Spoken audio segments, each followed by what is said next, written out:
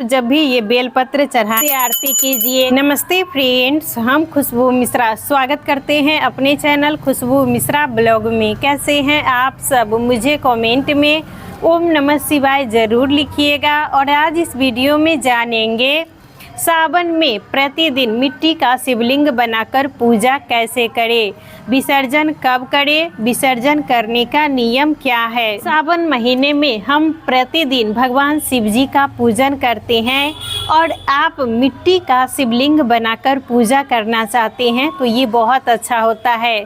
तो आप प्रतिदिन पूजा करने के लिए आप एक मिट्टी भरकर गमला ले लीजिएगा और उसी में हमें प्रतिदिन पूजा करना है।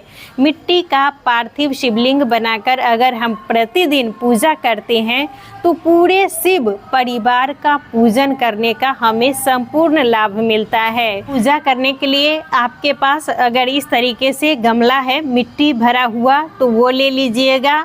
और मान लीजिए इसमें अगर कोई पेड़ भी लगा हुआ है फिर भी आप उस गमले में पूजा कर सकते हैं।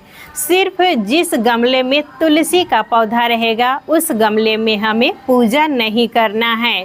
तो आप एक मिट्टी से भरा हुआ गमला ले लीजिएगा और गमला कोई भी ले सकते हैं, ऐसा भी ले सकते हैं या प्लास्टिक का भी आप ले सकते हैं।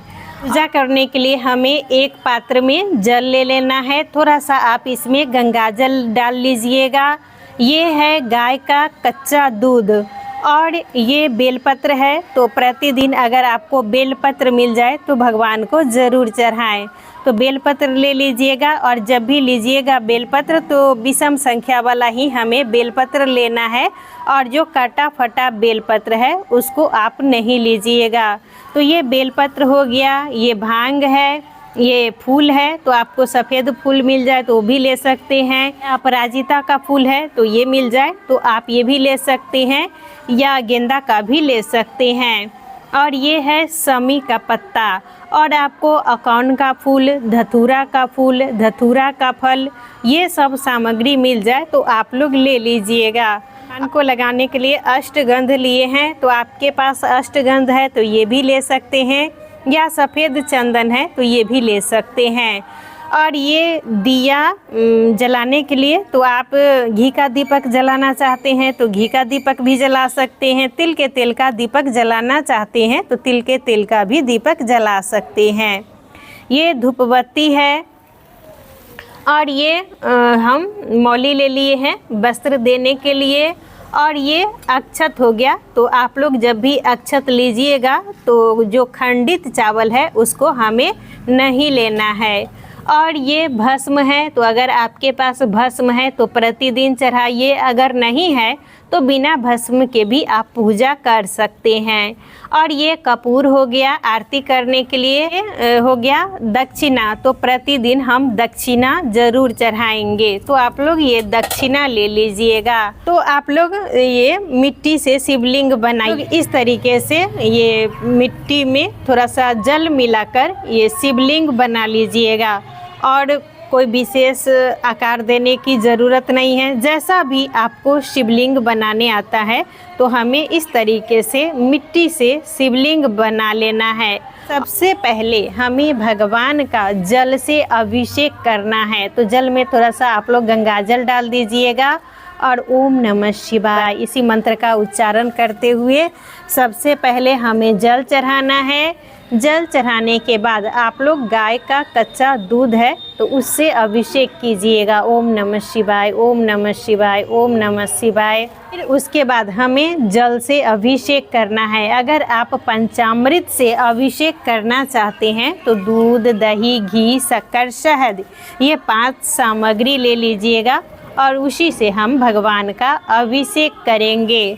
और पूजा का साक्षी दीपक होता है तो पूजा करने से पहले हमें दीप प्रज्वलित कर लेना है। और जब भी आप लोग भगवान शिव जी का पूजन करने बैठिएगा तो दिशा का ध्यान जरूर रखिएगा। आपका जो मुख है वो उत्तर दिशा की तरफ होना चाहिए। भगवान को चंदन से टीका लगाएंगे तो आपको अगर अष्टगंध है आपके पास तो आप अष्टगंध से भी भगवान को टीका लगा सकते हैं। या आपके पास मान लीजिए अगर सफ़ेद चंदन है तो सफ़ेद चंदन से भी आप भगवान को टीका लगा दीजिएगा। तो प्रतिदिन आप मौली का भी वस्त्र दे सकते हैं। तो इस तरीके से हम भगवान को वस्त्र दे देंगे, अक्षत चढ़ाएंगे। और अक्षत जब भी चढ़ाइएगा तो जो चावल खंडित ना हो उसी को हमें चढ़ाना है। और हम बेलपत्र चढ़ाएंगे तो ये जो चिकना वाला भाग है इसमें आप लोग इस तरीके से चंदन से टीका लगा दीजिएगा। और आप राम का नाम लिखना चाहते हैं तो राम का नाम लिखकर भी चढ़ा सकते हैं, या इस तरीके से आप चंदन का टीका लगाना चाहते हैं तो चंदन का टीका लगाकर भी चढ़ा सकते हैं। जब भी ये बेलपत्र चढ़ाएं तो आपको विषम संख्या में ही चढ़ाना है। आप 1 भी चढ़ा सकते हैं, आप 3 भी चढ़ा सकते हैं, 5 भी चढ़ा सकते हैं, लेकिन जब भी चढ़ाइएगा तो हमें विषम संख्या में ही चढ़ाना चाहिए। और प्रतिदिन आप लोग पार्थिव शिवलिंग बनाकर पूजन जरूर कीजिए। आपकी जो भी मनोकामना है वो भगवान शिव जी हमारे भोलेनाथ आपकी हर मनोकामना पूरी करेंगे। तो इस तरीके से हम भगवान को बेलपत्र चढ़ाएंगे। और ये शमी का पत्ता है, तो अगर आपको प्रतिदिन शमी का पत्ता मिल जाए तो आप लोग शमी का पत्ता भी ज़रूर चढ़ाइएगा। भांग है तो ये हम भगवान को भांग चढ़ाएंगे। और आपको धतूरा का फूल मिल जाए, धतूरा का फल, अकौन का फूल, तो ये सब भी आप प्रतिदिन चढ़ा सकते हैं। ये अपराजिता का फूल है तो अपराजिता का फूल भी भगवान को ज़्यादा प्रिय है, तो ये अपराजिता का फूल चढ़ाएंगे। उजला फूल, अगर सफ़ेद फूल भगवान को आप ज़रूर चढ़ाइए। ये दक्षिणा है तो प्रतिदिन हम दक्षिणा ज़रूर चढ़ाएंगे। 1 रुपया, 2 रुपया, जितना आप चढ़ाना चाहते हैं ज़रूर चढ़ाइए। और इस दक्षिणा को आप लोग जमा करते जाइएगा। और जब सावन समाप्त हो जाएगा तो इस दक्षिणा को आप मंदिर में दे दीजिएगा या आप ब्राह्मण को दे दीजिएगा। और उसके बाद हम भगवान को भोग लगाएंगे। तो भोग में आपको प्रतिदिन अगर सीजनल फल मिल रहा है तो ये भी भोग लगा सकते हैं, चीनी भी लगा सकते हैं, गुड़ भी लगा सकते हैं। तो देख लीजिएगा प्रतिदिन जो चीज़ आपको संभव है तो वो हम भगवान को भोग लगाएंगे। ये भस्म है तो आपके पास अगर भस्म है तो आप लोग भस्म भी भगवान को ज़रूर चढ़ाइए। इसके बाद हम इस तरीके से भगवान को धूप दीप दिखा देंगे। इसके बाद हम घंटी बजाते हुए आरती करेंगे। तो आप लोग कपूर से आरती कीजिएगा। जय शिव ओमकारा, भज शिव ओमकारा, यही आरती किया जाता है। आरती करने के बाद इस तरीके से हमें जल घुमाकर आचमन करना है। आचमन करने से ही भगवान भोग स्वीकार करते हैं। और उसके बाद हम क्षमा प्रार्थना कर लेंगे। हे प्रभु, हे भोलेनाथ अघरदानी, हमारी पूजा में जो कुछ भी भूल चूक हो गई है प्रभु मुझे माफ़ कर दे। और आप अपना कृपा दृष्टि हमारे ऊपर बनाए रखें, हमारे घर पर बनाए रखें। और हम प्रभु से क्षमा प्रार्थना कर लेंगे।